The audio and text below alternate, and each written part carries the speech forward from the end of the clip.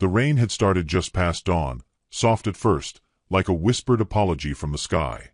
But by the time the sun should have crested the hills, the world was already soaked in slate gray, and the prairie had turned to a vast stretch of trembling puddles and mud. The kind of rain that got into your bones and made every breath feel like steam rising from old sorrow. Samuel Harlan stood at the edge of his field, his hat pulled low, coat heavy with water, hammer idle in his hand. A broken fence post leaned like a drunk against its neighbor, split at the root. He didn't move to fix it, just stared. Rain pattered down the collar of his shirt and dripped from the brim of his hat like tears he'd never cried. It had been 2 years since Abigail died. 2 years and 1 month, to the day. She'd gone quiet in childbirth, lips pale, hands clutching his with that odd mix of strength and farewell. The babe didn't make it either. Folks had brought food and prayers for a while, then drifted off like smoke, leaving behind only the silence that had become Samuel's companion. Now he spoke mostly to the horses, and even they seemed to mourn. His land was 30 acres of tired soil and stubborn rocks, cradled by the distant blue curve of the mountains. He lived in a cabin he'd built himself, 1 room, low roof, stone chimney that puffed like an old man's pipe. No one came up the trail unless they were lost or selling something, and lately, not even then.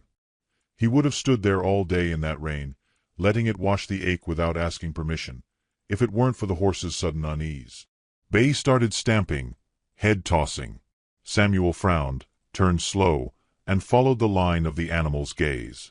Across the field, through the weave of rain, a shape moved. At first it looked like mist wearing a woman's shape, too thin, too slow. But it kept coming. Step by dragging step. Samuel narrowed his eyes. The figure limped, dress torn at the hem, shawl clutched around her like armor. Mud coated her to the knees. Her hair, what was left of it beneath a sagging bonnet, was dark, long, matted with wet. She looked like something the prairie had chewed and spat out. He dropped the hammer and crossed the field in long strides, boots sinking. When he got close enough, he saw that her lip was split, a bruise already blooming across her cheek. Blood crusted beneath one ear. But her eyes, Lord, those eyes were sharp as a blade, though glazed with fever. He reached for her just as her knees gave out. She fell against him without a sound, the weight of her like a secret too heavy to carry alone. Samuel didn't ask questions. He'd learned a long time ago that sometimes folks come with storms still clinging to their backs. Instead, he lifted her, light, too light, and turned toward the cabin. Inside, the hearth still held the ghost of last night's fire. He stoked it back to life with practiced hands. The woman laid across his cot, wrapped in 2 quilts. Her skin was cold. Rain still beaded along her arms and neck. He boiled water, found a clean cloth, set broth to warming. She didn't stir until the sun dipped low behind the hills, and even then it was only her fingers that twitched. He sat by her, not close enough to touch, but close enough to guard. He watched the flicker of flame in her lashes, the bruising on her wrist. He wondered what wagon train she'd come from, whether anyone else had made it. When she finally opened her eyes, they blinked once, slow, then again. She stared at the ceiling as though trying to remember if this world belonged to her. Then she turned her head. "You ain't dead," Samuel said quietly. His voice sounded rough, like boots on gravel. It was the first thing he'd said aloud to another soul in weeks. She stared at him, didn't speak. "That's good," he said, nodding. "Real good." She blinked again, slower this time. Her mouth moved, but no sound came. He rose and ladled some broth into a tin cup, then crouched and held it near her lips. She tried to lift her hand and failed. "It's hot," he said. "Sip slow." She drank. Just a little. Enough to soften the tension in her jaw. He let her rest again, taking the cup once she drifted back to sleep. He sat near the fire through the night, eyes drifting to the door every now and then, but the only thing beyond it was wind and rain. By morning, the rain had turned to mist, silver and soft, clinging to the earth like breath on glass. She hadn't moved much, but color had returned to her cheeks, and the fever sweat had broken. Samuel fed the horses, then came back to check on her. She was awake this time, eyes watching the light filter through the window like it meant something sacred. He knelt beside her again. "Name's Samuel," he said after a while. "Samuel Harlan." Still she said nothing. "I don't need to know yours. Not yet. I figure names are earned in time." She shifted slightly, winced.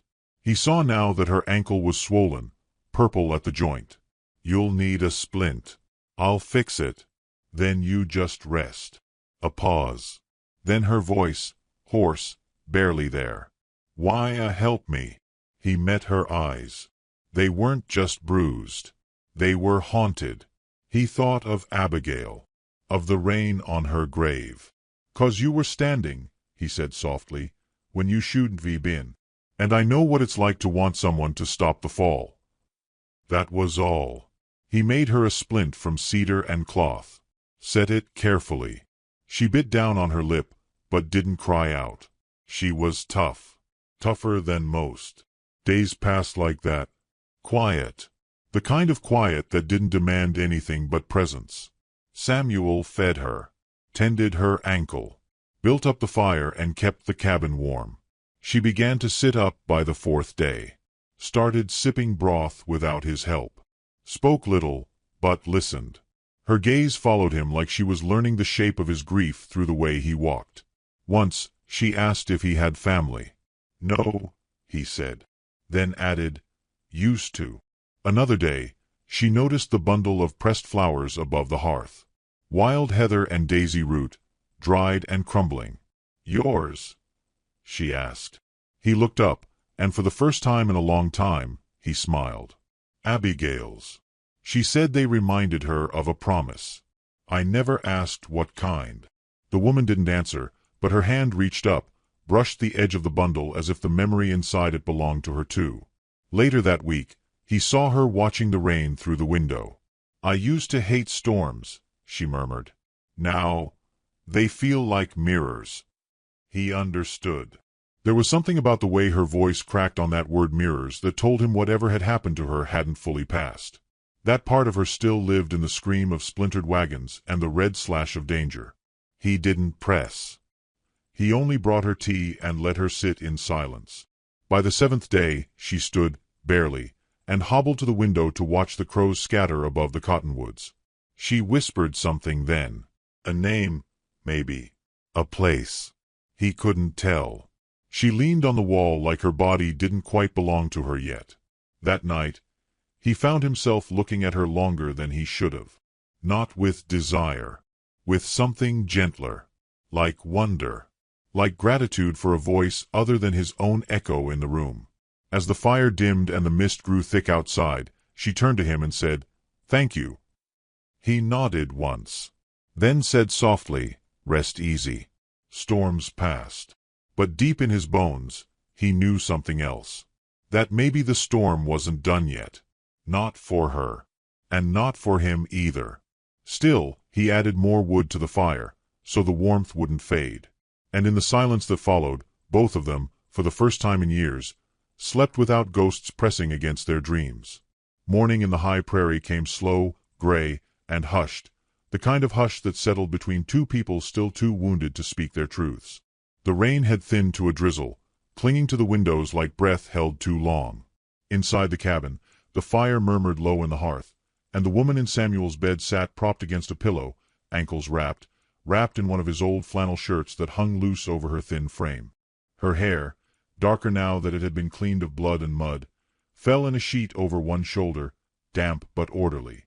Her eyes followed him as he moved across the room, but she didn't speak. Neither did he. He moved like someone accustomed to silence, someone who carried it with reverence, not awkwardness. He placed a bowl of oats beside her and returned to the fire to stir the coffee pot. Outside, a few mourning doves made their morning laments, hidden somewhere in the cottonwoods. She looked at the spoon but didn't reach for it. He didn't push. Just turned, sat in the corner chair, and took up the same book he'd read from the night before. A tattered volume of psalms and poetry. Not holy to him, just familiar. She listened to the sound of his voice, low and even, as he read a passage about green pastures and still waters. His voice carried no sermon, only memory. She could tell he was a man who didn't believe in being saved, only in surviving. "You read well," she said finally, her voice still hoarse from bruised ribs and swallowed fear. He paused and looked up, nodded once, then turned the page. She took a spoonful of oats, swallowed slow, winced a little, but the pain was less now. Her ankle throbbed when she moved it wrong, but the swelling had gone down. That mattered. She ate the rest quietly while he read. When he closed the book, she cleared her throat. "Did you build this place yourself?" "Every nail." Her gaze roamed the rough-hewn beams, the stones in the hearth, the modest shelves with only what was needed. There was an order to the place, not cold but functional, a place where every item had a purpose and no comfort was without cost. "You live alone?" she asked. He didn't answer immediately. Then, "Used to be two of us. Now just me." She looked down at the empty bowl in her lap, fingers tight on its edge. She knew that tone. The space someone leaves behind when they don't wake up again. "I had a sister," she offered softly, unsure why. She was bold. Red hair. Always found trouble before it found her. Samuel didn't press for more. He simply took her bowl, placed it in the basin, and rinsed it with warm water. Later, he helped her from the bed and set her in the old rocking chair by the fire. Her limp was worse than she let on, but he didn't call it out. He placed a quilt over her lap and went back to mending the saddle strap at the table, needle moving in and out like the breath of an old memory. By noon, the clouds had lightened and a pale sun broke through, drawing long gold lines across the floorboards. She watched the dust move through it like a dance. "I should leave soon," she said. He didn't look up. "Ain't nobody chasin' you just yet." She looked out the window. "You don't know that."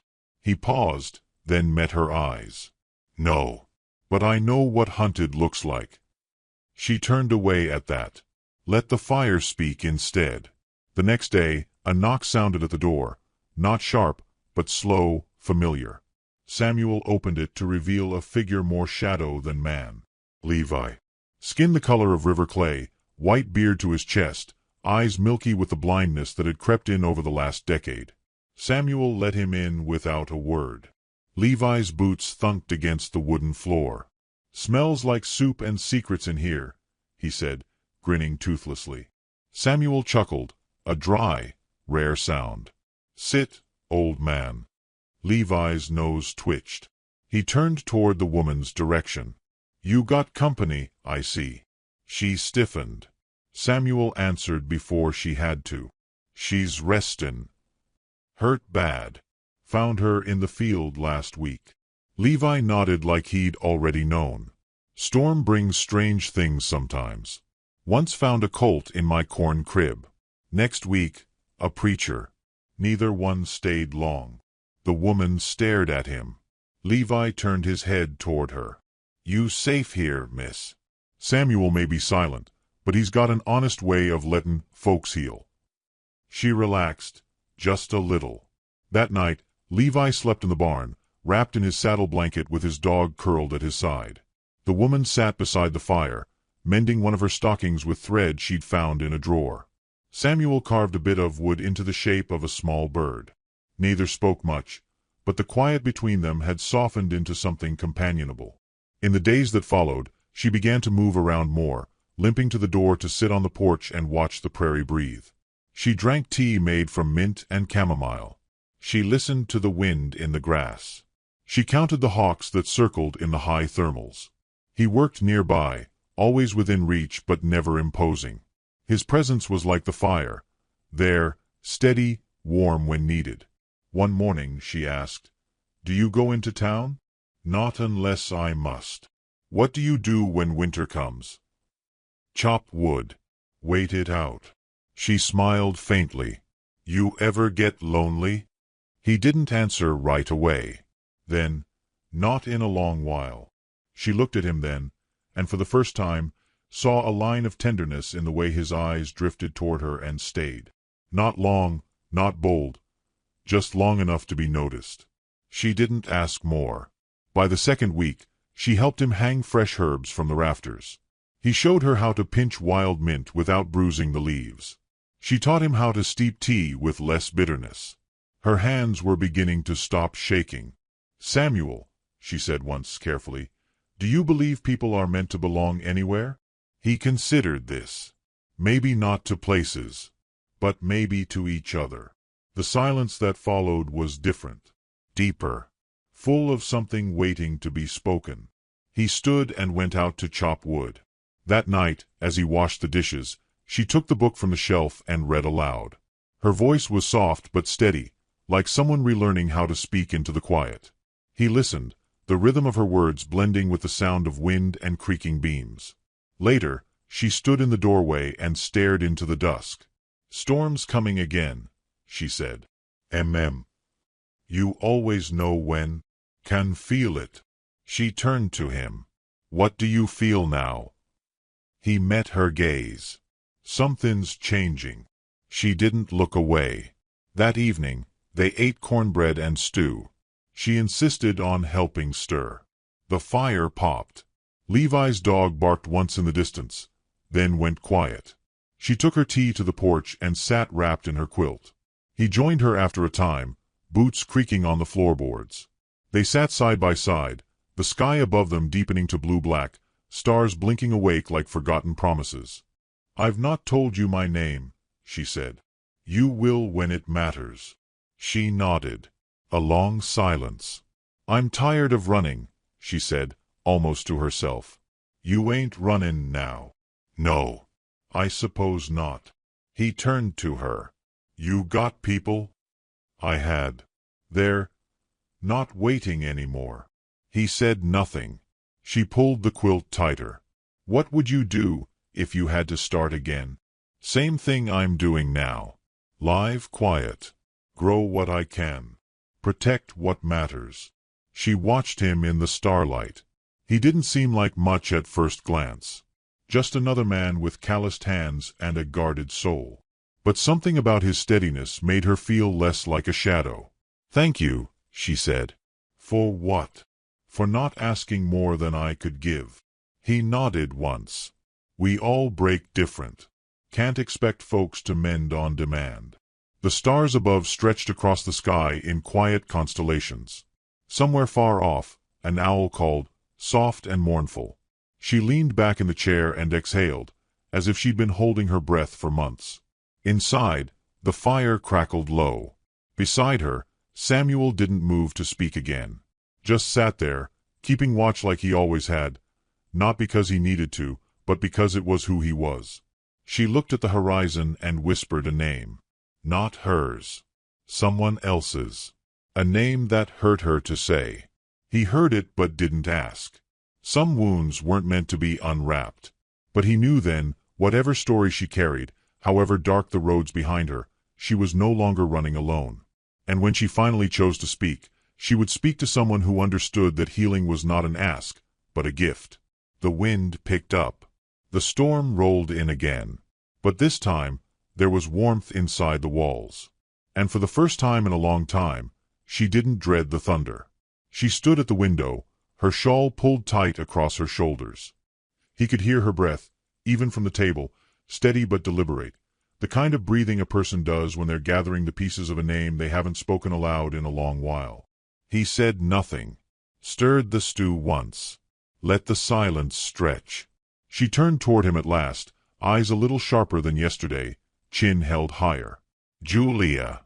The name hung in the air, delicate and full of echoes. He didn't look up. "That's my name," she added, more to herself than to him. "Julia Marin."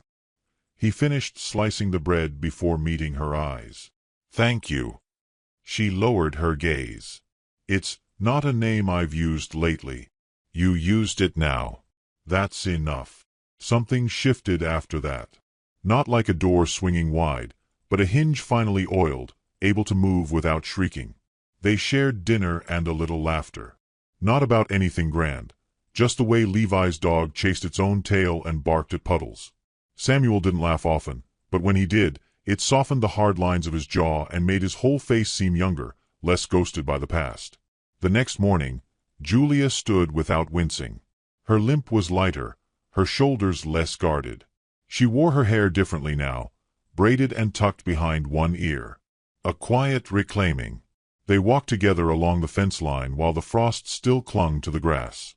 She leaned on a cane Samuel had carved for her, smooth walnut, capped with a brass tip from one of Levi's old stirrups. He told her about the cottonwood tree, the one by the edge of the property, where his wife was buried. They stopped by it, stood in silence.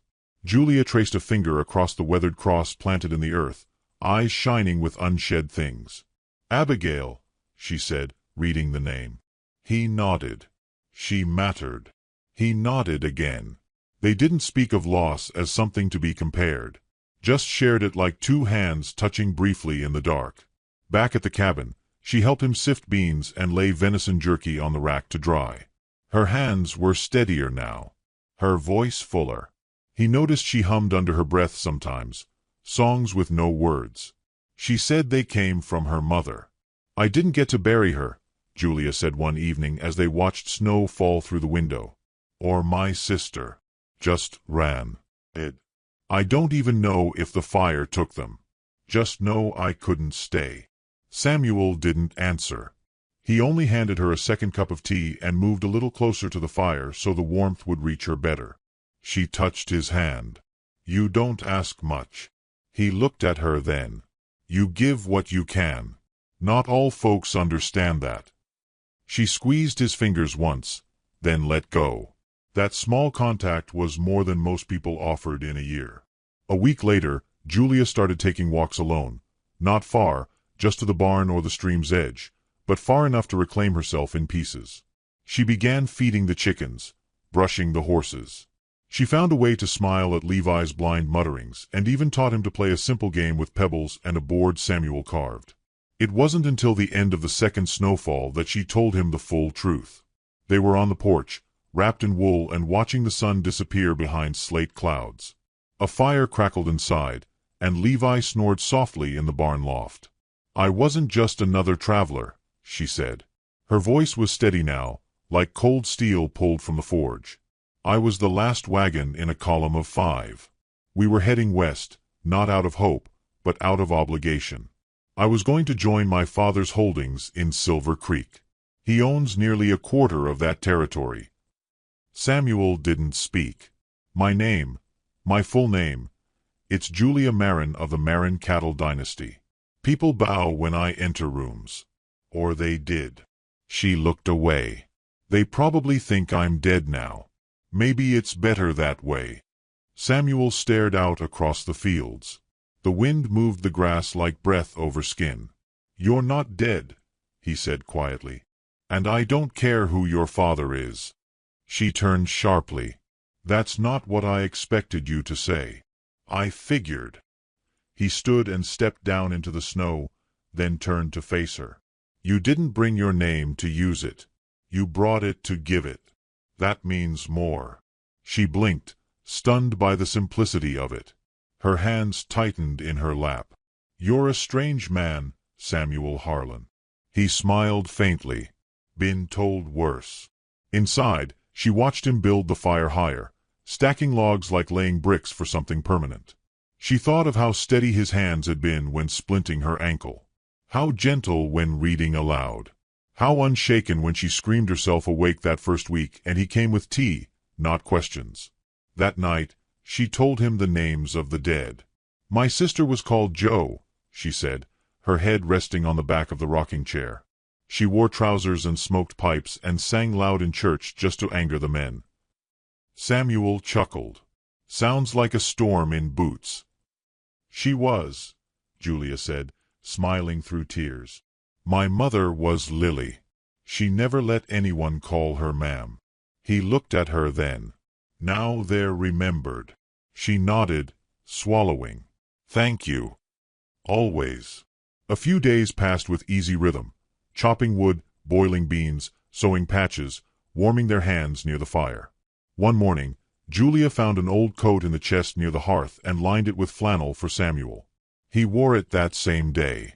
When she handed it to him, she said, "There's not much I can offer, but I can mend." He looked at her, slow and sure. You've offered more than most ever would. The air between them shifted again. This time, deeper. One evening, a low thunder rolled in from the east. No storm, not yet, just warning. They stood in the doorway watching the sky change color, soft blue turning the shade of bruised plum. "You afraid of storms?" he asked. "Used to be," she said. "Now I think I just don't like what they remind me of." He nodded.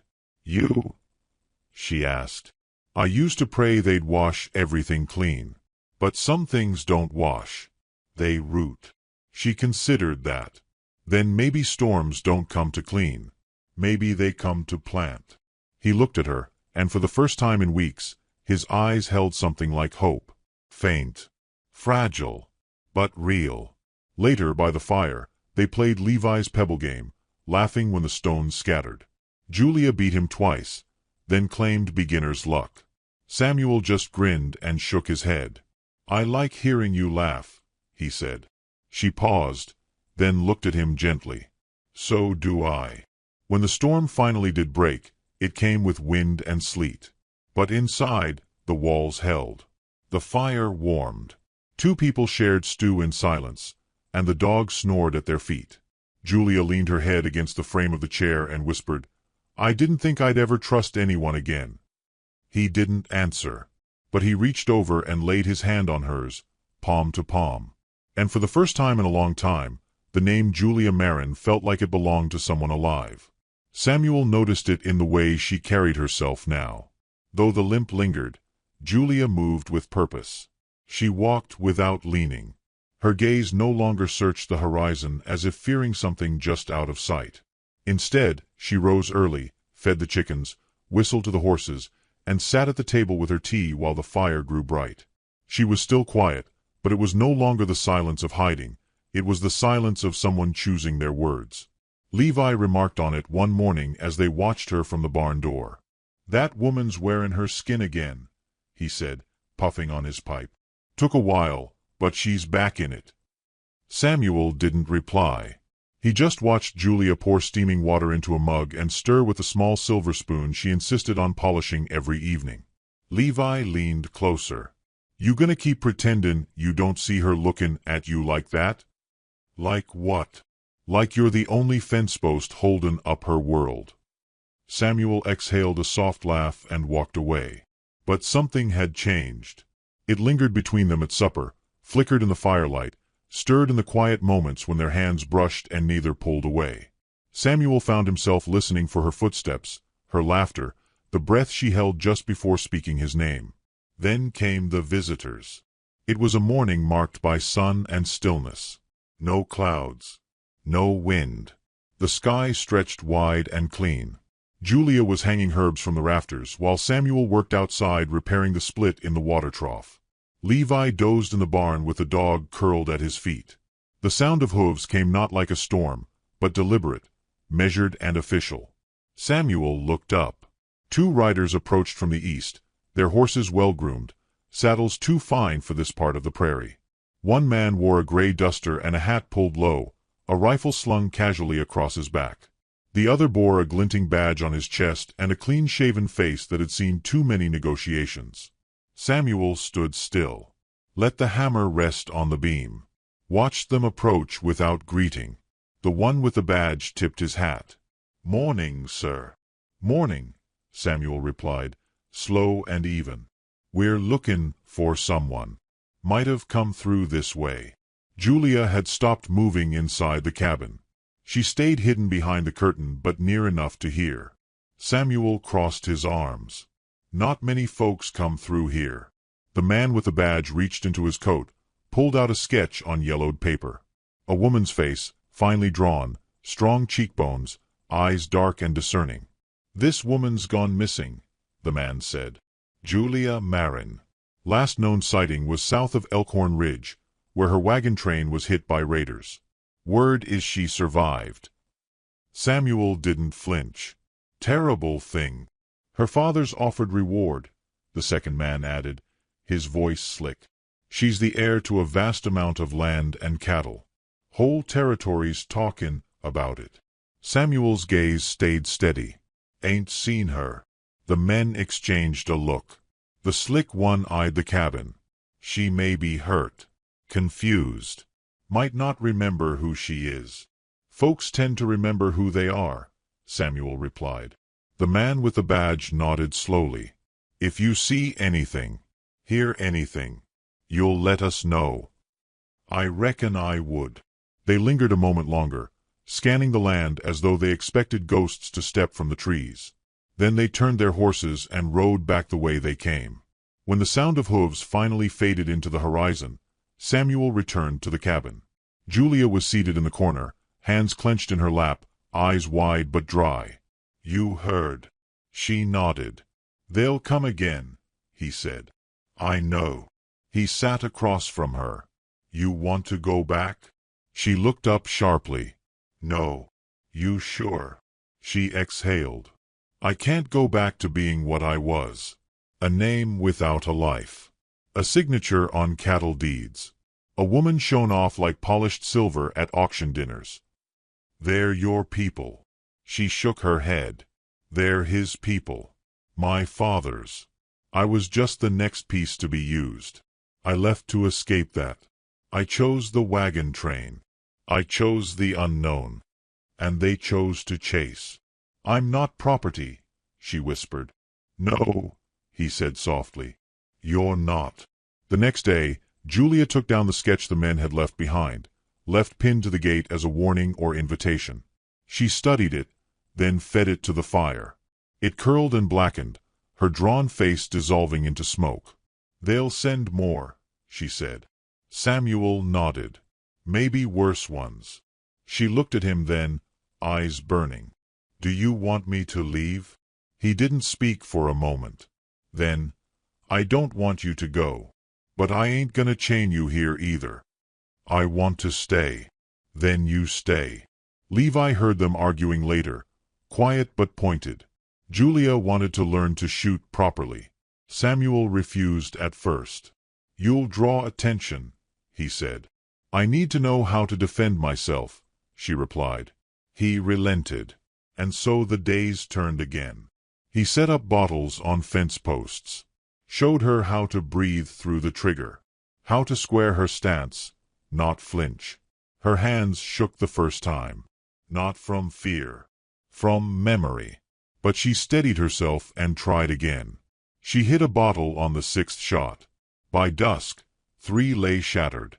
You'll do, he said, handing her a cloth to wipe her hands. She held it, breath-catching. You're not angry? Why would I be? Because I'm not the woman you thought I was. I think you're exactly who I hoped you were. Her face softened. For a moment, she looked like the woman she might have been before grief and fire and loss etched themselves into her skin. That night, she cooked supper. Samuel chopped wood while Levi fixed the barn latch. Everything felt normal. Until the second group came. They didn't knock. It was near midnight, the fire low, Julia asleep on the cot, when Samuel heard the distant crack of hooves. He rose, quiet as wind, and stepped onto the porch with his rifle. 4 men this time. Faces masked. No badges. They stopped just past the gate and dismounted, rifles drawn. One called out, voice coarse. We know she's in there. Samuel raised his weapon. This land's private. You've got no right to be here. The man laughed. We've got coin for her. And a bounty. She ain't for sale. Another stepped forward. You think you can keep the richest woman in 3 territories hidden forever? Samuel didn't reply. The hammer on his rifle clicked back. The standoff stretched. And a single gunshot rang out. From the cabin. One of the masked men staggered back, shoulder bleeding. Julia stood behind the doorframe, Samuel's revolver in hand, her eyes calm. She said, Samuel called, she ain't for sale. The men hesitated, then turned and fled, dragging the wounded one behind them. Dust kicked up by their horses vanished into the night. Samuel turned to her. You all right? She lowered the gun. Nodded. I remember now. What? My mother, she said. She once said, "The cost of freedom is knowing how to defend it." He stepped closer. "And what's the cost of staying?" She looked at him, heart in her throat. "Letting you in." He didn't smile, just reached for her hand and held it. And though the cabin was quiet, and Levi snored somewhere beyond the barn, and the prairie wind sang its lonesome tune, Julia Marin knew that her name no longer belonged in ballrooms or ledgers. It belonged in a place with muddy boots, shared silence, and a man who chose her not for the gold stitched into her blood, but for the fire she carried inside. The visitors would come again, but so would morning, and when it did, they would still be standing. The air before a storm is different. Still, too still, like the land itself is holding breath. That morning, the prairie whispered warnings, tree limbs stiff as bone, birds absent from the sky. Samuel felt it in his knees before the clouds even broke.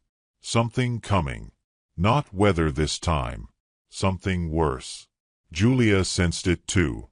She moved through the cabin with purpose, folding linens, checking the latch on the back door, loading the rifle she'd practiced with every morning for a week. She didn't ask if she should. She just knew. Survival makes you sharper. So does love, when it comes slow and deep. Levi had taken to the barn early, pretending to fix the wagon wheel. But he kept glancing east. The dog lay at his feet with its ears pinned flat. Even animals remember the smell of danger. By midday, the sky had turned bruise purple. Wind began to churn in the cottonwoods, each leaf trembling like a held secret. The land wasn't moving so much as waiting. Samuel stood near the fence, rifle cradled in his arms, watching the rise of dust on the horizon. 6 riders this time. Not the smooth kind. Rough, ragged coats. One wore a red scarf across his mouth, another had a long scar that ran from ear to jaw. These weren't men hired to search.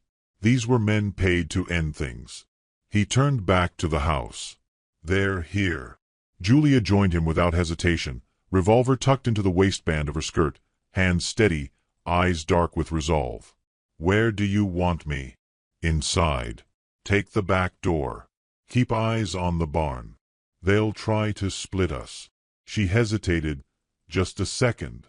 "And you?" He didn't answer, just brushed her hand once before stepping into the open. The riders pulled up short at the gate. The one with the red scarf spoke first. "We don't want no trouble," he called. "Just the girl." Samuel's voice was low, clear. "She's a woman. And she stays." Scarjaw spat. "She's got a bounty that would feed a town for a year. She's not yours to feed on." The third man raised his rifle. Julia saw the gleam of metal from the back window and didn't wait. She fired once, clean. The man staggered, screamed, dropped his weapon. Chaos broke like thunder. Gunfire split the silence. Samuel moved to cover, ducking behind the wagon, shots ringing out like rain against iron. The dog barked furiously. Julia moved through the cabin like smoke, firing when the chance came, loading again with breathless calm.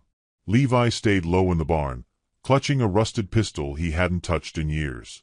He didn't fire, just whispered prayers no one had asked for. 2 men flanked the porch. Samuel saw them too late. One fired, clipped his arm. Blood bloomed against his sleeve, but he didn't fall. He turned, shot once, sharp, clean. The man dropped. The second made it to the door. Julia met him head-on. He burst through with a snarl, swinging a club instead of a gun. She ducked, drove her elbow into his ribs, fired once into his thigh. He screamed and crumpled. She didn't stay to watch, just kicked his gun away and moved back to the window. Samuel's breathing grew ragged. The wound in his arm throbbed like fire, but he stayed on his feet. He spotted Scarjaw crawling toward the barn, trying to flank the side. "Levi," he called. But the old man was already ready. The pistol cracked once. Scarjaw screamed, missed his shot. Samuel finished it with one to the chest. The last man turned to run. Julia stepped out onto the porch, revolver raised. "Go," she said, voice flat. He didn't wait for a second warning. Galloped away with dust in his wake. Then silence. Not the peaceful kind. The stunned kind. The wind moved again through the cottonwoods. Crows gathered in the high branches like sentinels. The smell of gunpowder hung heavy in the air.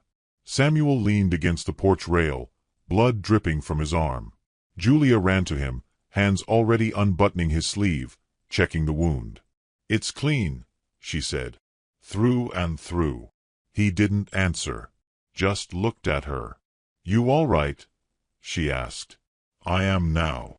Levi limped from the barn, one hand raised in victory, the other holding his old pistol like a badge. Hell of a way to greet guests. They laughed then. All of them. The kind of laugh that only comes after death's shadow passes without collecting. Inside, Julia cleaned Samuel's wound. The fire crackled. Steam rose from a pot she'd put on earlier, forgotten until now.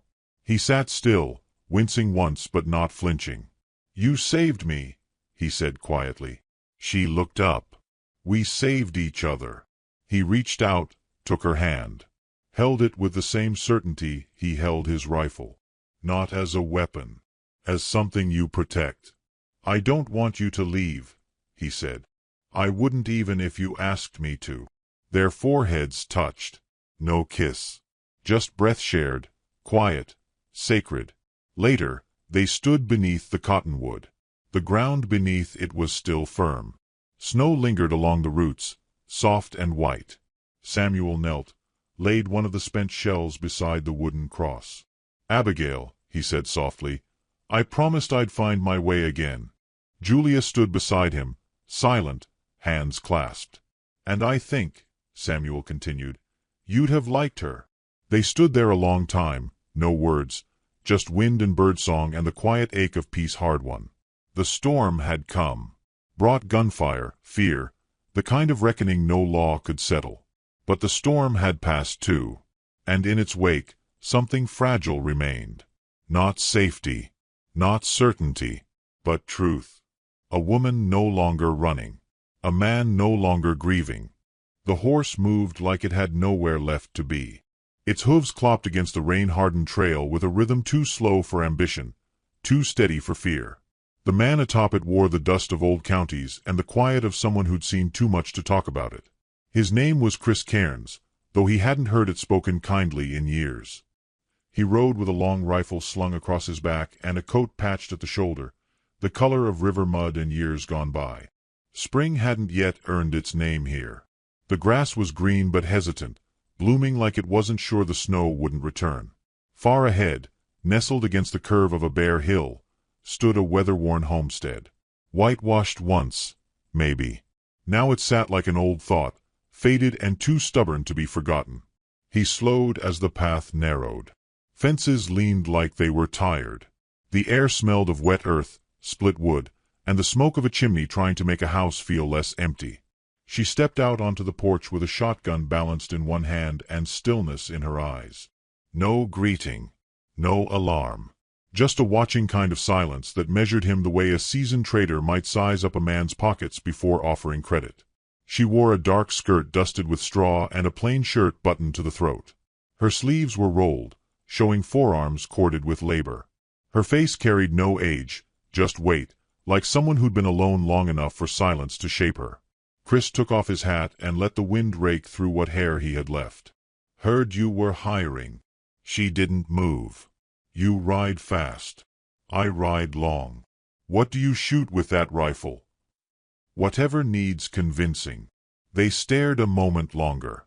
The clouds passed behind her like slow bruises across the sky. She stepped aside, just enough to let him through. $2 a week and a plate at dusk. "I don't like drunks, liars, or men who can't keep quiet."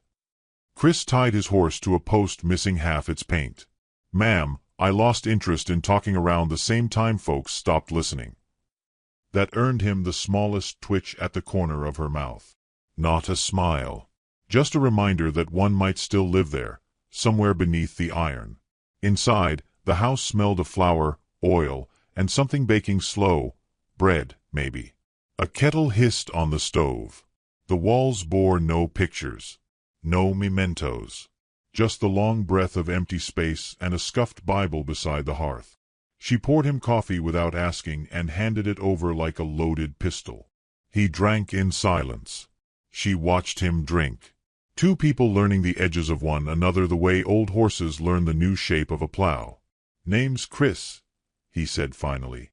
She looked past him, out the window, where wind bent the wheat in long, slow prayers. "Don't need your name. Just your eyes facing the right direction come nightfall." He nodded and said nothing more. By late afternoon, he walked the perimeter of her land.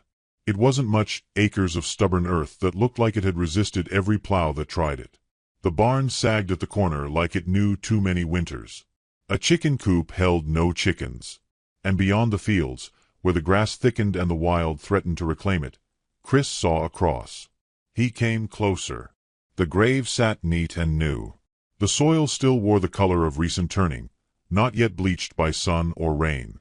No stone. Just a wooden cross carved with a knife, letters uneven and cut deep. Thomas. Husband. Beloved. Chris crouched beside it. The shovel marks were clean. Not more than a week old, maybe 2. Yet the woman had said nothing of mourning, and the town had mentioned no funeral. He didn't touch the cross. Just stood, hat in hand, and let the wind move past him like a question. At supper, she placed a bowl of stew and a hunk of bread in front of him. She ate across the table, eyes never lifting. No blessing spoken. Just the quiet scrape of spoons and the faint tick of a clock on the mantel. He cleared his throat once. Graves recent. She didn't pause. Best let the dead be. He waited a moment, then nodded. Fair. That night, he slept in the lean-to beside the barn. The walls whispered with the shifting of mice and wind. Somewhere in the dark, a coyote howled like it had been betrayed. Chris lay with his rifle across his chest and one ear open to every creak of timber. Come morning, he found her chopping wood in a dress the color of dried blood, sleeves rolled again, hair pinned tight. She worked without rhythm, like a clock whose hands had forgotten what hour they meant to strike. He offered to help. She shook her head. But she left the axe leaning against the stump when she was done, the blade clean, as if to say, maybe next time. The town sat 5 miles off. Chris rode there late that afternoon to fetch supplies and salt. The general store smelled of lye soap and judgment. Folks didn't speak, but they looked plenty. A man behind the counter muttered, "Ain't you guarding the widow?" Chris raised a brow. "Seems that way." "Better men tried," the man said, weighing a bag of flour like it might explode. Outside, children whispered behind barrels, and a girl hissed, "Which widow?" Chris felt the heat crawl up the back of his neck, not from anger, but pity. Towns like this sharpened their tongues when nothing else needed cutting. By the time he returned, the light had gone soft and amber. He found a cup of coffee left by the porch rail, steam still rising. No note, just the gesture. Days passed that way. Quiet ones. Work done without asking. Meals shared with few words. She tended her fields with stubborn hands. He fixed the broken hinges on the barn door. When it rained, she left a lantern burning near his lean-to. One morning, he saw her staring at the grave. She didn't move. Just stood there, arms folded, hair undone, as if listening for an answer that wouldn't come. He didn't interrupt. That night, when the wind kicked up and the house moaned like it remembered storms, Chris stood on the porch, rifle in hand. He didn't expect danger, not really. But the grave unsettled him, not for what it held, but for what remained unsaid. He heard her behind him. She brought a blanket and set it down beside him, not speaking. For a long time, they watched the horizon together, where the dark bled into deeper dark, and the stars flickered like doubts in a preacher's sermon. "You gonna stay through planting?" she asked. "If I'm welcome." She nodded. "We'll see." He thought of the grave, the name carved in haste. He thought of the silence, thick as tar between them. But he also thought of the coffee left warm, of bread baked for 2, of the way she never flinched at storms. "Reckon I've stayed for less," he said. She didn't answer, But she didn't leave either. The night deepened. Somewhere, an owl called. The wind shifted, warmer now, carrying the scent of tilled earth and rain. And though neither said it aloud, something had changed, something like trust, or the ghost of it, finally stirring. They stood there long after the stars had thickened, two figures against a porch light's gentle glow, silent as stone, steady as dawn waiting just beyond the hill. The morning broke pale and muted, as though the sun itself hesitated to touch this place too soon. Fog still clung to the hollows of the fields, curling around fence posts and soaking into the hem of Chris's coat as he walked the perimeter.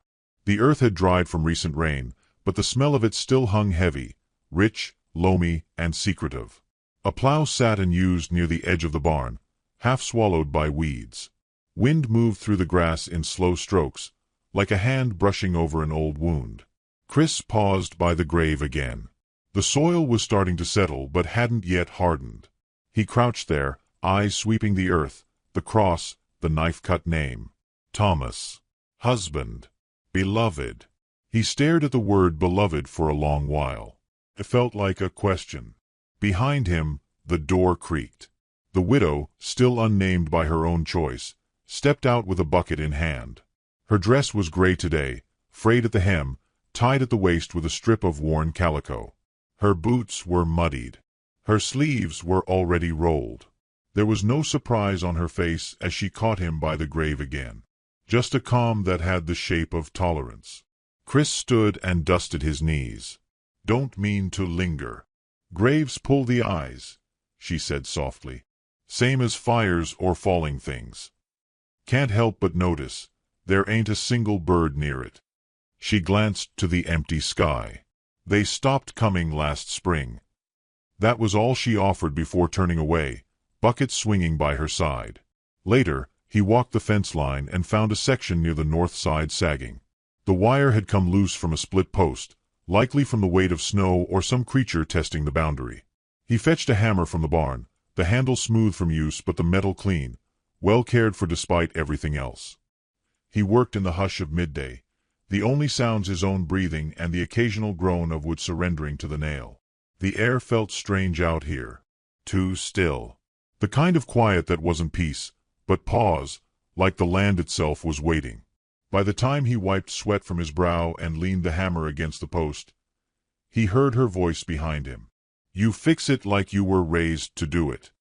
My father believed a busted fence was an invitation, Chris replied. To what? To wolves. Or worse, neighbors. She smiled, barely. We haven't had wolves here in years. He didn't press that, just nodded and looked back toward the fields. No birds, no wolves. What do you have? She looked toward the grave without turning her head. Memories. They shared a still moment. Then she turned and walked back to the house, her figure outlined against the light sloping down the fields like spilled milk. That evening, Chris brought in firewood without being asked. She opened the door without a word and let him set the bundle beside the hearth. The stew was already simmering. Bread on the table, wrapped in a clean cloth. They ate again in silence, the clock ticking gently, rain beginning to whisper on the roof. You don't ask many questions, she said finally. I've had enough answers turn sour to know better. And still, you looked in the graveyard. Chris chewed his bread thoughtfully. Looking's not the same as asking. She studied him with tired, sharp eyes. Men who come here usually want something. I don't. No. He met her gaze. Not from you. That landed between them like a stone in deep water. No splash, just a subtle shift beneath the surface. That night, something pulled him from his bed in the lean-to. A shape, a sound, he couldn't say. But when he opened his eyes, the lantern outside was flickering like it had caught its breath. The night air was cool, tinged with wet grass and wood smoke. He stepped out, boots quiet on the packed earth. He saw the figure near the tree lean. A shadow darker than the rest, barely moving. Watching. Chris didn't call out. He just lifted his rifle, slow and steady, sighting it against the dark. The figure shifted, but didn't flee. Just stared back. Then it was gone, dissolved into the trees like a whisper denied. Come morning, he checked the ground where it had stood. One print. Large. Deep. A man's boot. Fresh. She stood on the porch as he returned, arms crossed, her hair loose from sleep. "You saw him too," Chris said. Her lips tightened. "Don't know what you mean. You don't keep a lantern lit all night for comfort." She looked away. "This land draws things. Or it buries them." He saw the flinch before she turned. "You came to guard a field. Not judge it." "I came to guard what's here. That includes you." The words settled between them, heavier than he meant. She didn't answer. Just left the porch and returned to her chores, the sway of her skirt brushing against the weeds grown wild. Later that day, he explored the barn more thoroughly. Tools hung in precise lines: saws, spades, a scythe. A man's hand had arranged these once, long ago. There were horse blankets folded neatly in a trunk, the fabric brittle with age. And in the far corner, a crate. Locked. He didn't pry. But he stood near it long enough to feel its presence linger behind his ribs. Some things, he knew, weren't locked to keep thieves out. They were locked to keep memory from leaking. The townsfolk were no better in the days that followed. He rode in for nails and lamp oil and heard them speak without bothering to whisper. Another fool gone to rot on her land.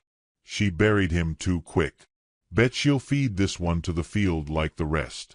Chris didn't respond, didn't look their way. But he saw it in their eyes, the fear, the contempt, the hunger for a story worse than their own. He returned with more than he came for: copper wire, a tin of peppermint, and a small leather pouch. He left the pouch on her porch railing, didn't mention it. That night, she brewed tea with a minty edge. She said nothing, but filled his cup without asking. Trust, he figured, wasn't born in fire. It was coaxed like a flame in wet wood. Small gestures. Warm silences.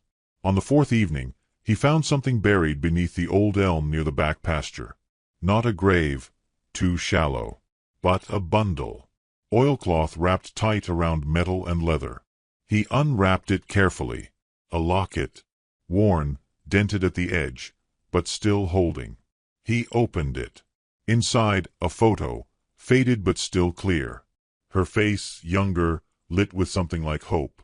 And beside her, a man. Not the name on the grave. A different jaw, darker eyes. He stared at the photo a long time. She found him there. He didn't hear her approach. "That ain't for you," she said, voice sharp as flint. He handed it over. "No apologies. Just gravity. Grave says Thomas. This ain't Thomas." She took it, held it like something that still burned. "You've stayed longer than most." "I ain't most." "No. You're worse. You're kind. I've known kind men who did terrible things, and cruel ones who buried their guilt in good." Her throat worked around silence. She tucked the locket into her pocket. "You should leave," she said. "Want me to?" She opened her mouth, then closed it. Her breath shivered out in a sigh. "I don't want anything," she said. "That's the point." He looked past her toward the fields, the barn, the shadow of the grave rising like a scar on clean skin. "I'll stay," he said, "unless you ask me not to." She nodded. A kind of surrender. Or maybe just the end of resistance. The wind picked up that night. It carried the smell of a coming storm and something else. Sorrow, perhaps. Or memory. He stood on the porch long after she'd gone to bed, rifle in hand, eyes on the horizon. Whatever came, he would see it. Whatever truths lay buried, he would not unearth them without permission. But he would guard them all the same. And somewhere in the far darkness, an owl called once, low and mourning, and fell quiet again. The snow came early that year, slipping in like a secret during the hours before dawn. Chris woke to find the ground blanketed in a thin crust of white, light as sifted flour, covering the fields and curling along fence lines like a blessing no one asked for. The kind of snow that silenced birds and stilled breath. It wasn't heavy, not yet, but it held a weight all its own. Memory, maybe. Regret. He stood at the edge of the porch with his coat drawn close and the rifle tucked beneath his arm, watching the way it settled on the grave first, as if the earth itself hadn't finished with what lay beneath. Inside, the widow moved through her kitchen with the same measured quiet she wore like armor. She hadn't spoken much since the locket. She hadn't asked him to leave, either. But something in her had tightened, a knot drawn inward. She moved slower now, as if every step was a decision she hadn't yet agreed to. Chris noticed the change in her hands first. She'd always worked hard, wringing water from shirts, gripping iron pans, driving fence stakes like she meant to break the earth. But now her fingers stayed curled, half-clenched, like they were guarding something they couldn't name. She offered him coffee that morning with eyes fixed to the window. Snow caught in her lashes as she stepped outside. She brushed it off without a word. They walked the field perimeter together, neither saying much. The tracks of a deer cut across the orchard line, and further along, deeper footprints, spaced like a man's but staggered, hesitant. Chris crouched low beside them. Not fresh. A day old, maybe two. He glanced at her. You've had company again. She didn't flinch. He's been circling since October. Same man. She nodded. Comes close.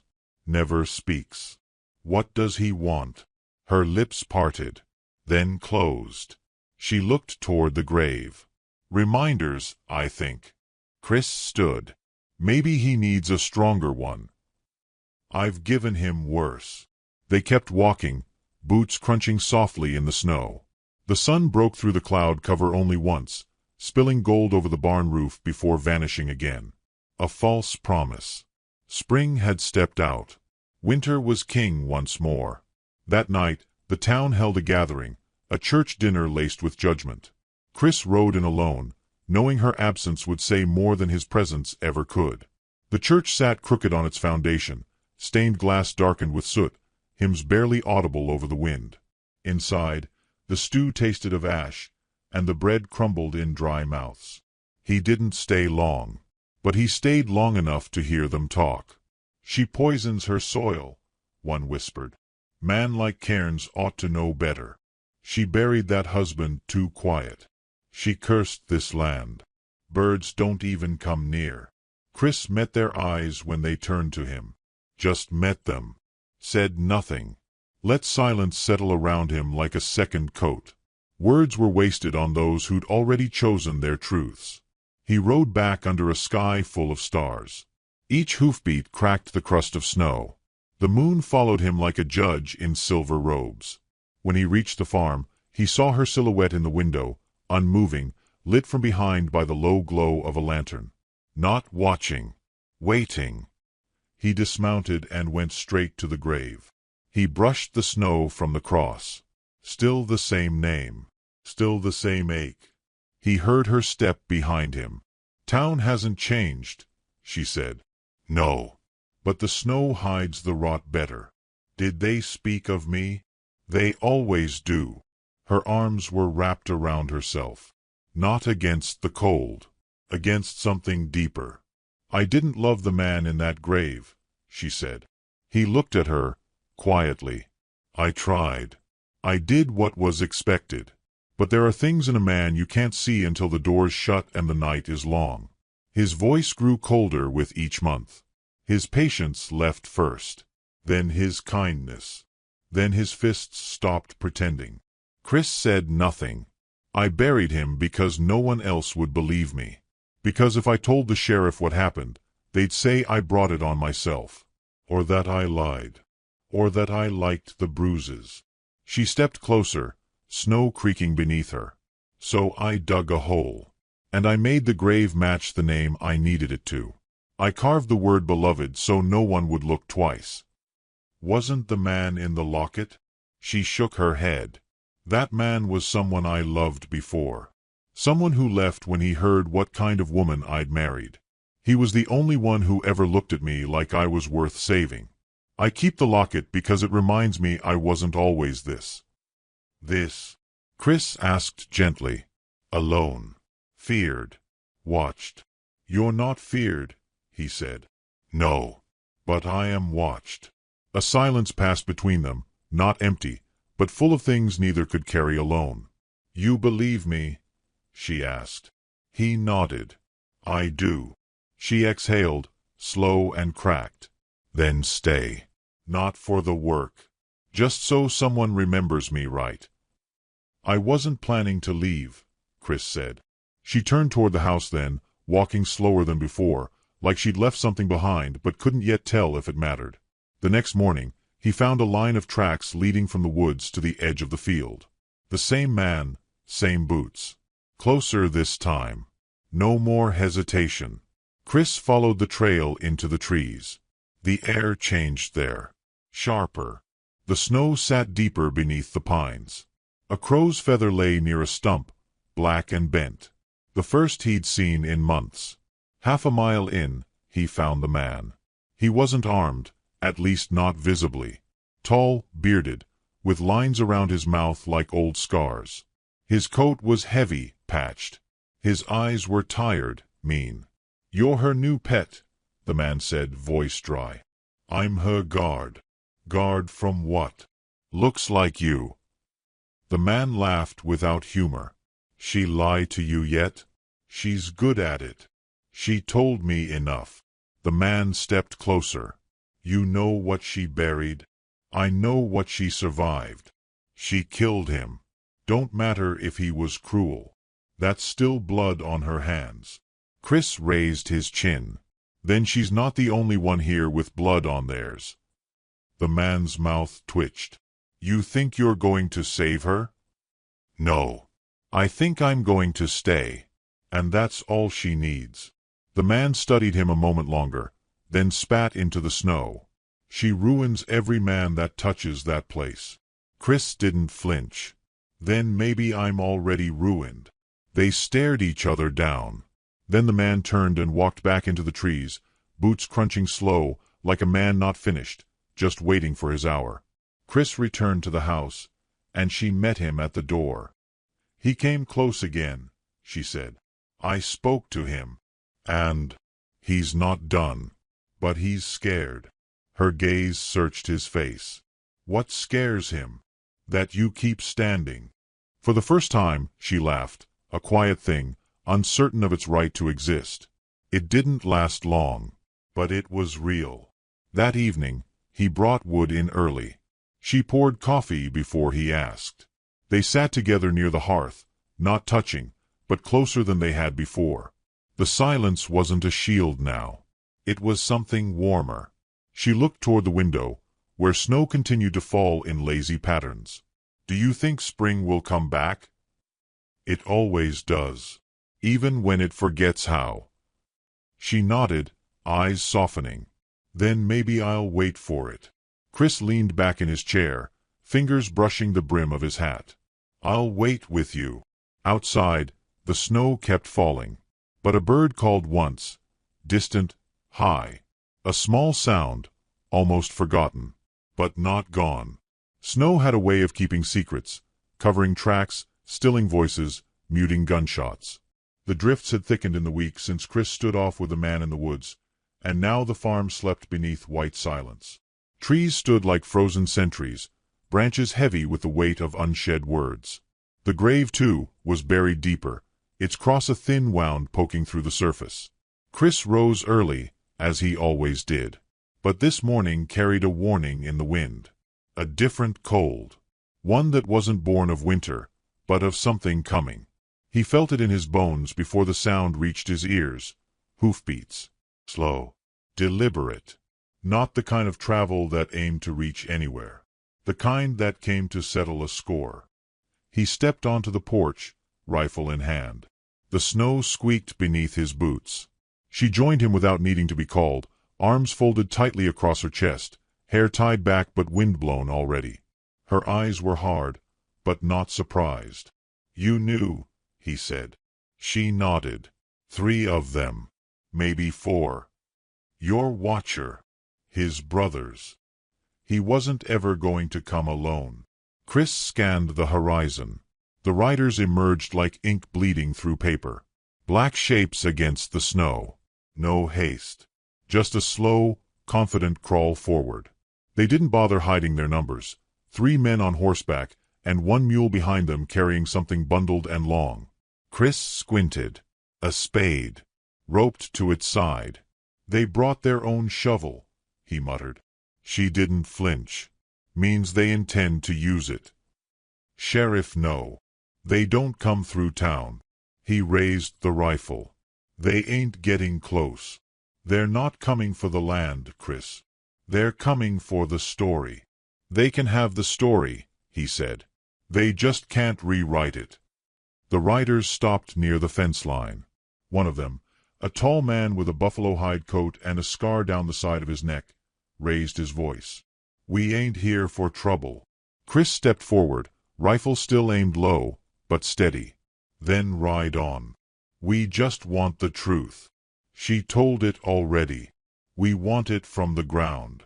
At that, the woman moved beside Chris. She didn't shout. Her voice came calm, like it always did. You think a grave answers more than a mouth? One of the riders dismounted. Not the leader. A younger man, clean-shaven, eyes too wide. Nervous hands. You lied, he said. You buried him like a hero. He died like a dog, she answered. And I buried what he was, not what you wanted him to be. Scarneck spat. That grave's full of lies. Chris stepped in front of her. Then lies are all that'll fill yours. The threat hung in the air, suspended in the breath between seconds. The wind moved snow across the field in curling ribbons. Time slowed. Another rider moved forward. Graying beard. Leather gloves. He pulled something from his coat and tossed it forward. It landed in the snow with a soft thunk. The locket. Chris didn't need to look to know it was the same. We know about him too, the rider said. You didn't bury just one man, did you? Her breath caught, and Chris heard it like a string breaking inside a piano. I buried what I had to, she said. And you're not owed an unearthing. The youngest one stepped forward again, hands shaking. She was my sister's, he said. That man in the locket. She loved him. And then he vanished. Thought maybe he ran. Now I think maybe he didn't. She looked down, snow clinging to her boots. Then up, voice shaking but sure. I told him not to come back. That why you buried him too. Chris took a step forward, gun rising slightly. That's enough. But the scarred one had already dismounted and was untying the shovel. We ain't asking. She turned to Chris, voice low. I won't watch them do it. You won't have to. And then he stepped off the porch, walking slowly into the field, rifle across his chest, the snow swallowing his boots as he moved. The riders watched him come, unease growing in their postures. He stopped halfway, where he could see their faces clearly. You dig that grave, you start a war, Chris said. You want truth? You'll find it's colder than you thought. The scarred man lifted the shovel. Chris lifted his rifle. There was a pause, long, brutal, tense. The kind of moment that lives between two thunderclaps. Then the shovel dropped from the scarred man's hand and sank into the snow. Damn you, he whispered. Damn you both. We've been damned, Chris replied. And we're still here. The graying man turned his horse without a word. The younger one lingered, eyes flickering between Chris and the house. She could have just told the truth. She did, Chris said. You just didn't want it. Slowly, one by one, the riders turned. They left the shovel behind. Chris watched them go, breath steady, rifle low again. He didn't move until the last of their shapes vanished into the trees. He returned to the porch. She hadn't gone inside. Her arms were still crossed. Her eyes were glassy, but dry. You didn't have to do that, she said. Yes, I did. They'll come again. Maybe. But not soon. Silence fell. Not the kind laced with fear. The kind that followed survival. She reached down and picked up the locket. Brushed the snow from it. Opened it once. Closed it. Then slipped it into her coat pocket. I wanted to forget him, she said. But I also wanted to remember something good. You get both sometimes, Chris replied. But only in pieces. She nodded. He wasn't a bad man. Just not strong enough for the world. And the other? Her jaw worked. Bad man. But strong. And strength can fool you into thinking it's worth the pain. Chris didn't press. Later that evening, after supper, he found her kneeling by the grave. Not weeping. Just resting her hand on the cross. Not like she loved what lay beneath, but like she forgave herself for surviving it. He walked quietly to the edge of the field, watching the sky darken into the violet bruises of dusk. The storm had passed, but its echo lingered in the air. He heard her footsteps behind him. "Thank you," she said. "For what?" "For believing the parts of the story I couldn't say." He turned to her, not smiling, but soft around the eyes. "We all carry things we don't speak." She looked out over the snow-covered field. "Do you think the land remembers?" "I think it heals slower than we do." A faint breeze moved through the trees, and for a moment, just a breath of time, a bird called. They both looked up, surprised. A single blackbird, perched on the barn's edge, watching. She exhaled a laugh. "Well, I'll be." Chris smiled faintly. "Spring's making its way back." She nodded, voice quiet. "And not everything buried stays buried forever. Some things come back singing." He looked at her then, really looked, at the lines drawn not by age, but endurance. At the strength that didn't ask for praise. At the woman who had buried the past with her own hands, and still planted every morning like it would bloom. She met his gaze, and in it was something between apology and invitation. "Will you stay?" she asked. "I was never waiting to leave." They stood in the snow as night took the sky gently, like a mother laying a quilt over her child. And in that hush, between breath and promise, the silence was no longer something feared. It was earned. The thaw came in whispers. At first it was the soft drip of water from the eaves, the way icicles wept at noon, then the way the snow crust softened beneath a boot instead of cracking. Birds returned in pairs, not songs yet, but watching, judging. Crows first, bold as outlaws. Then a single robin, brave or foolish. The earth, slow to forgive, showed green like a breath held too long. Chris felt the change in his knees before he saw it in the world. He moved slower, but with more certainty, as though something inside him had settled, finally, after too many winters. The rifle still leaned by the door, but now it was habit, not fear, that kept it close. He slept better. She did, too. Her eyes didn't always search the tree line anymore. Some nights she even left the lamp unlit. They spoke more now. Not long conversations, but enough. He'd ask how the soil felt that morning, and she'd tell him the truth with a fingertip to the wind.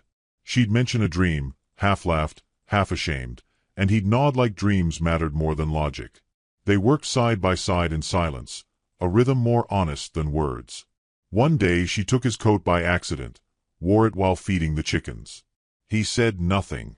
She left it hanging near his door the next day, sleeves folded with care.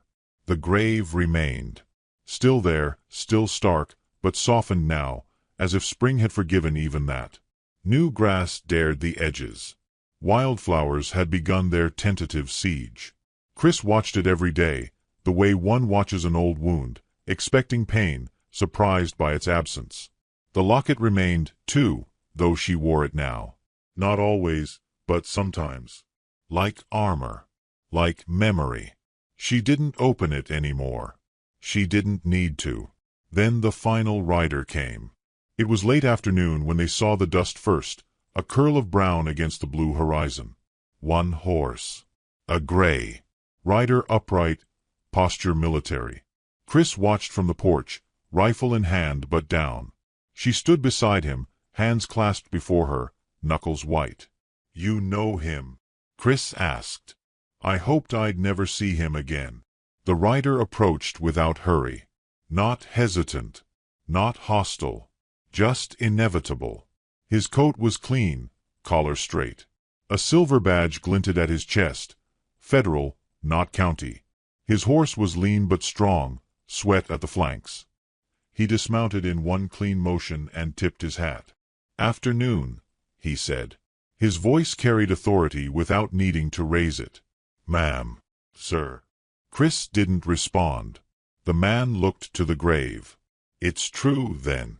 You buried him here." "I buried what needed burying," she said, tone like cooled iron. The agent's eyes never left her. "There was an investigation." "There was a silence," she corrected. "No one asked questions when he vanished. You all just looked the other way and waited for someone to pay." "You had no right." "I had every right," she said. "What I didn't have was help." Chris stepped forward. "She told me what happened. It's done." The man's eyes flicked to Chris. "And you are guard, witness, friend." The agent turned back to her. "He was on payroll. He was property of the state when he died. He was never a man in your eyes. Just a tool with a badge." "That tool," the agent said evenly, "was my brother." The air thickened. Chris's hand shifted near the rifle. "He used to write about you," the man said. "Said you were wild. Said you needed breaking in. Said you screamed too much when you cried." She didn't blink. "And now you want what? Revenge?" "No," he stepped forward, "just once. Closure." "There is no closure here. Only roots and rot." He looked at the grave again. "You buried a federal agent in unmarked dirt, with lies for headstone." "I buried him in mercy," she said. "He died slow. I made it fast." "Tell me how." "No." "Why not?" "Because I don't want you to carry it like I had to." They stared at each other for a long, hollow moment. Wind moved through the grass. A bird called somewhere far. "Let me dig," he said finally. "No," Chris replied, stepping forward. "I won't take him," the agent said. "I just need to see it. To know." "You think bones talk?" Chris asked. "You think that's going to give you peace?" The man's face cracked then, not anger, not pride. Something older. Sorrow. "I just want to know if I still miss the right man," he whispered. She looked away. "You don't." The agent stood still for a long time. Then, without another word, he turned back to his horse. He mounted slow, as if the weight he carried now had grown heavier. At the fence line, he paused. "I won't come back," he said. "Good," she replied. He didn't ride off like men do in stories. No drama. No turning glance. Just a fading shape swallowed by the horizon. That night, she didn't sleep. Chris knew because she stood by the window long after the fire had died. He rose and joined her, wordless. "I hated him," she said, voice barely breath. "But I loved him first. And sometimes I think the love makes me guilty, too." "You're not," Chris said. "You don't know that. I know grief. I know survival. I know what it takes to live in your own skin after someone's tried to peel it from you." She looked at him then, raw and wide open. "Will you help me dig a new grave?" His breath caught. "What for?" "A real one. Beside the first. With a name that was good." "Whose name?" She reached for the locket, opened it for the first time in weeks, and looked down. "Mine," she said. In the morning, they dug. Not as punishment. Not in fear. But in honor. The sun was gentle overhead, the ground soft from melt. Together they worked. One spade, one shovel. The earth came up like breath. The grave they made was shallow at first, then deeper, enough to hold a stone, a name, a beginning. They carved the marker from an old fence board. He wrote the letters while she held the chisel. Neither spoke while it was done. The name read only, Sarah. Still here. They stood over it as dusk came on, the last light brushing the fields in gold. The birds sang again. Even the crows. The wind was no longer cold. Just moving. alive. She reached for Chris's hand. He took it. "I never thought I'd survive," she said. "You didn't," he said gently. "You changed. That's harder." The grave behind them remained, silent, undisturbed. But the new one, the one with her name, stood bright in the dimming light. Not a tomb. A testament. They walked back to the house, their steps slow, but sure. Together. Alive. And long after the night had come, when stars dared the sky and the chimney whispered smoke, Chris stood alone by the porch and looked once more to the fields. The earth, at last, looked ready to bloom. And to you, traveler, reader, or wanderer of words, know this: not every grave holds death. Some cradle the truth we've buried to survive. And some, with time and grace, become the place where new life dares to begin. Even the wounded bloom again. Even the wronged rise with roots beneath them. Even the lost, once seen, can be found. And if you ride past a quiet farm where no birds used to sing, tip your hat. The woman there chose life. And the man who stayed chose to guard it. Not with bullets, but with love.